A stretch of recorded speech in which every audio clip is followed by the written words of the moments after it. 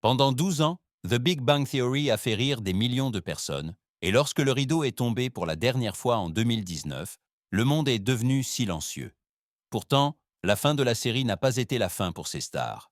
Pour certains, un nouveau chapitre rempli de courage a commencé. Pour d'autres, une quête silencieuse d'eux-mêmes. Qu'est-il advenu des esprits brillants qui remplissaient autrefois nos salons? Voici la véritable histoire derrière les rires, cette vie après le Big Bang. Pendant 12 ans, Jim Parsons a été le cœur de The Big Bang Theory. Son Sheldon Cooper, ce scientifique génial, sarcastique et à la fois maladroit, est devenu une icône de la culture pop moderne. Même ceux qui n'ont jamais vu la série connaissaient son nom. Mais en coulisses, Parsons se débattait avec une question qui allait changer sa vie. Devait-il rester l'homme le plus intelligent de la télévision ou risquer de tout perdre pour enfin redevenir lui-même? Au sommet de sa carrière, il gagnait 1 million de dollars par épisode. CBS lui a offert un contrat de 50 millions pour qu'il continue. Mais Jim a refusé. Cette décision n'a pas seulement mis fin à la série, elle a ouvert une porte vers sa liberté. Quand il est parti, The Big Bang Theory est morte. Mais pour Jim, quelque chose de nouveau a commencé.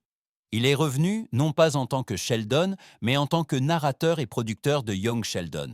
Peu après, il a surpris tout le monde dans la mini-série Netflix Hollywood en tant qu'Henry Wilson, un agent manipulateur et vulnérable, révélant l'incroyable polyvalence de Parsons.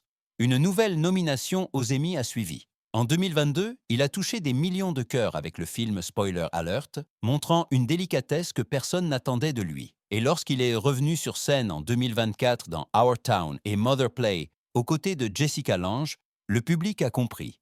Jim Parsons n'a jamais été qu'un personnage de télévision. Il a toujours été un acteur au sens profond du terme. Depuis 2015, il dirige avec son mari Todd Spiewak la société de production That's Wonderful Productions. Leur objectif, raconter des histoires que personne d'autre n'ose raconter. Dans sa vie privée, Parsons vit retiré à l'abri des scandales, créatif, reconnaissant, épanoui. Quitter la série a été la décision la plus risquée, mais aussi la plus libératrice de ma vie, a-t-il dit un jour. Jusqu'à aujourd'hui, les fans espèrent un retour de Sheldon. Mais la vérité est que Jim Parsons est revenu depuis longtemps, non pas en tant que personnage, mais en tant qu'être humain qui a retrouvé sa propre voix. Pendant 12 ans, Kaley Cuoco a été la voisine préférée de l'Amérique. Penny, belle, spontanée, pleine de joie de vivre, était plus qu'un simple personnage. Elle était un sentiment. Mais lorsque The Big Bang Theory s'est terminé en 2019, Kaley s'est trouvée face à une question brutale. Resterait-elle pour toujours la voisine blonde ou se réinventerait-elle dans une industrie qui dévore ses propres chouchous? Elle n'a pas attendu la réponse. Elle l'a créée elle-même. Quelques mois seulement après la fin de la série, elle a fondé sa propre société de production, Yes, Norman Productions. Personne ne croyait à son projet suivant. Une hôtesse de l'air sombre et chaotique, de l'alcool, un meurtre, pas de rire, pas de nerd. The Flight Attendant était tout ce que Hollywood n'aurait jamais cru possible pour elle. Mais c'est précisément ce qui l'a rendue magique. Calais s'est lancée avec un courage inébranlable dans le rôle de Cassie Bowden. Et le public l'a soudainement vue sous un nouveau jour, brute, fragile, imprévisible. La série lui a valu des nominations aux Emmy et aux Golden Globe et a prouvé Kaley Cuoco était là pour être prise au sérieux. Mais elle ne s'est pas arrêtée là. Elle a prêté sa voix à Harley Quinn, sauvage, vulnérable, explosive, transformant le personnage de bande dessinée en une héroïne moderne de contradiction. Puis est venue Meet Cute, une comédie noire avec Pete Davidson et plus tard un autre projet audacieux, le rôle de la légendaire Doris Day. Pas à pas, elle s'est éloignée de Penny et s'est rapprochée de la femme qu'elle était vraiment, intrépide, déterminée, authentique. Pourtant, son chemin n'a pas été sans ombre.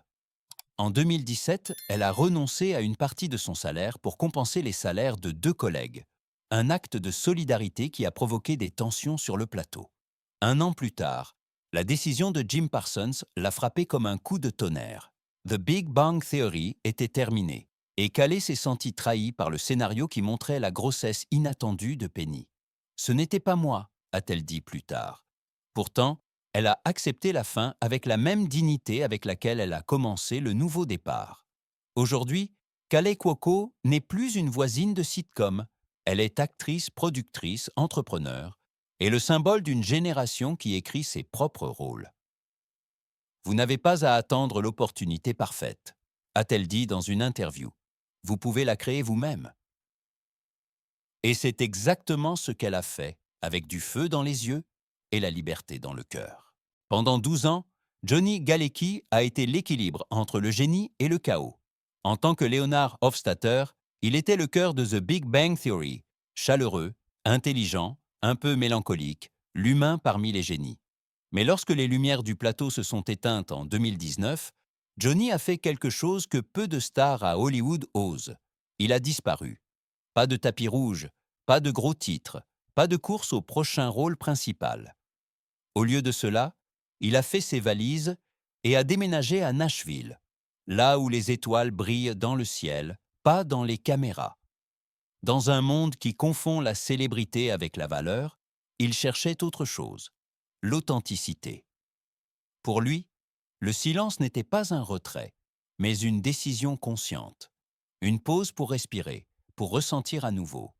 Peu après la fin de la série, il est revenu une dernière fois à l'écran, dans The Conners, le spin-off de sa série jeunesse Roseanne.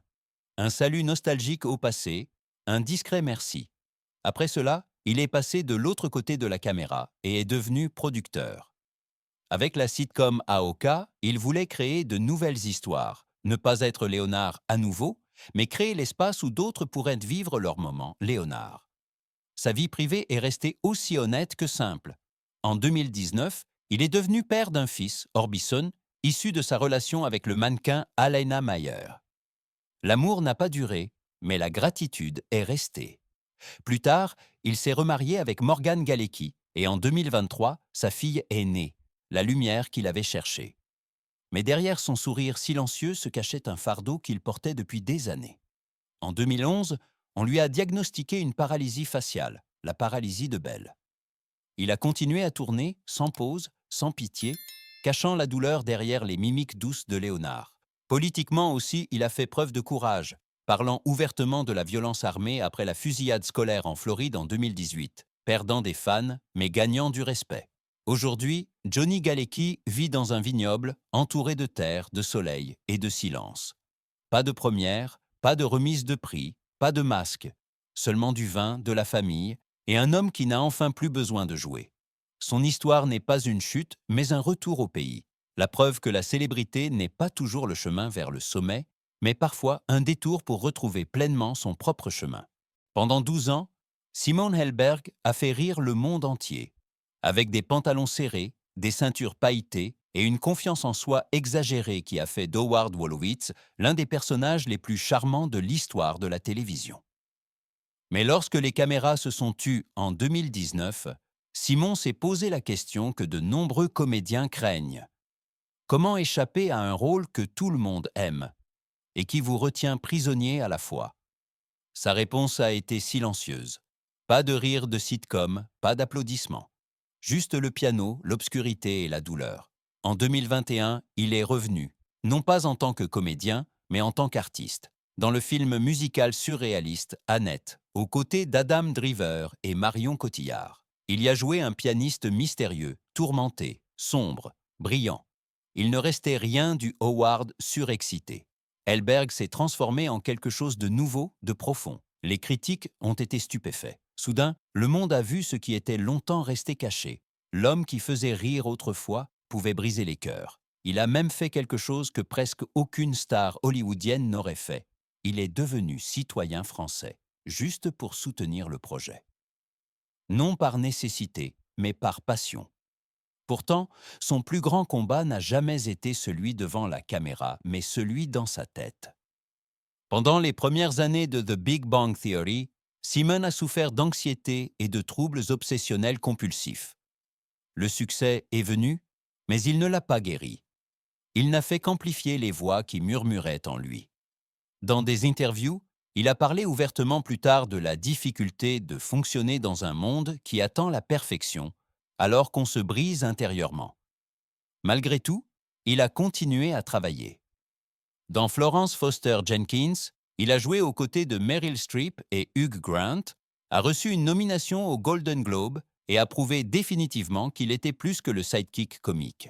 En 2023, il a brillé dans la série Poker Face en tant qu'agent du FBI maladroit mais attachant. Un retour à l'humour, mais cette fois avec calme, avec contrôle, avec maturité. En privé, il a trouvé ce qu'Howard n'avait jamais eu, la paix. Depuis 2007, il est marié à l'actrice Jocelyn Town. Ils ont 2 enfants. En 2023, il a vendu sa maison à Los Angeles, ne cherchant pas le glamour, mais le silence. Aujourd'hui, Simon Helberg vit comme il joue, avec cœur, précision et humilité. Il n'est pas une star qui rit pour être vue. C'est un artiste qui se tait pour être entendu. Bien avant de gagner le cœur des téléspectateurs en tant qu'Amy Farrah Fowler, Mayim Bialik était une enfant prodige des années 90. Dans la série Blossom, elle jouait une fille plus intelligente, plus curieuse et plus têtue que tous ceux qui l'entouraient. Mais au lieu de se soumettre à la gloire d'Hollywood, elle a disparu, volontairement. Elle a étudié les neurosciences à l'Université de Californie, a obtenu son doctorat, a fait de la recherche et semblait avoir définitivement laissé les feux de la rampe derrière elle. Mais l'univers avait d'autres plans. Lorsqu'elle est revenue dans The Big Bang Theory en 2010, c'était comme si sa vie bouclait la boucle. Une vraie scientifique jouant une scientifique neurobiologiste. Les parallèles étaient édiqués si réels que fiction et réalité se sont mêlés. Amy Farrah Fowler, timide, brillante, étrangement attachante, est devenue le centre émotionnel de la série. 4 nominations aux Emmy et 2 Critics' Choice Awards ont suivi. Mais plus important encore, le public a vu en elle une femme qui unissait intelligence et cœur, une combinaison rare dans le monde de la télévision. Pourtant, après la finale de la série en 2019, Mayim a voulu prouver qu'elle était plus que la petite amie intelligente de Sheldon. Elle est revenue avec Call Me Kat, une série sur une femme qui refuse de vivre selon les règles sociales. Malgré des fans fidèles, la série a été annulée après 3 saisons. Pour beaucoup, cela aurait été un revers, mais pour Mayim, ce fut un tremplin. En 2021, elle a réalisé son premier film, As They Made Us, un film profondément personnel sur la famille, le deuil et la guérison. Les critiques l'ont qualifié de déclaration d'amour écrite en larmes, et que, au même moment, elle est devenue co-animatrice du jeu télévisé Jeopardy, un poste qui lui a valu le respect de millions de téléspectateurs, mais aussi des opinions partagées. Certains la trouvaient trop sérieuse, trop réfléchie. Mais Mayim est restée fidèle à elle-même, analytique, calme, authentique. Et comme toujours, quand on ne la comprenait pas, elle s'assumait. Des controverses l'ont accompagnée, ses déclarations sur les vaccins pour enfants, ses soutiens à certains compléments alimentaires, mais elle n'a jamais reculé. Elle a expliqué qu'elle faisait confiance à la science, même si elle avait autrefois commis des erreurs. Son ouverture l'a rendue non pas moins crédible, mais plus humaine.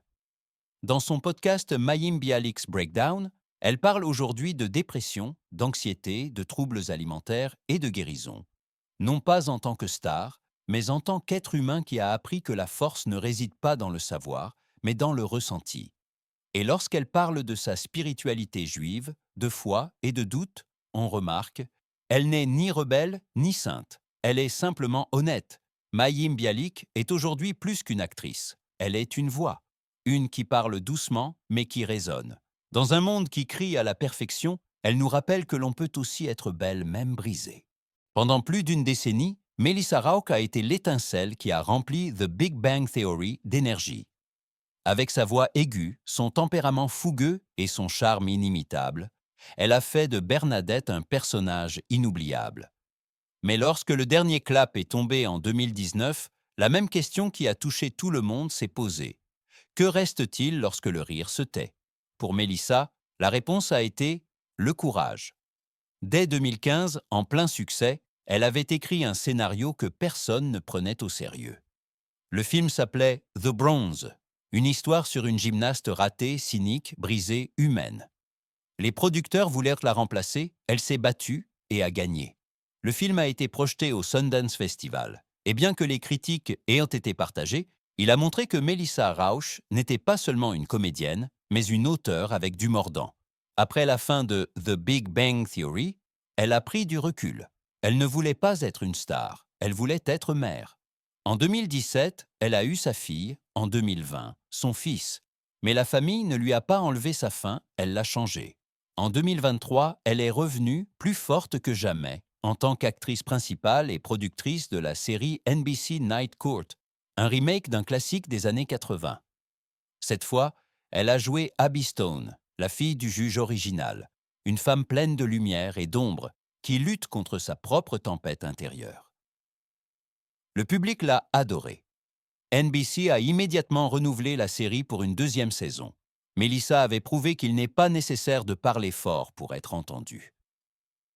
Avec son mari Winston Bagel, elle a fondé la société de production After January Productions et l'organisation Oscars Kids, qui aide les enfants atteints de cancer.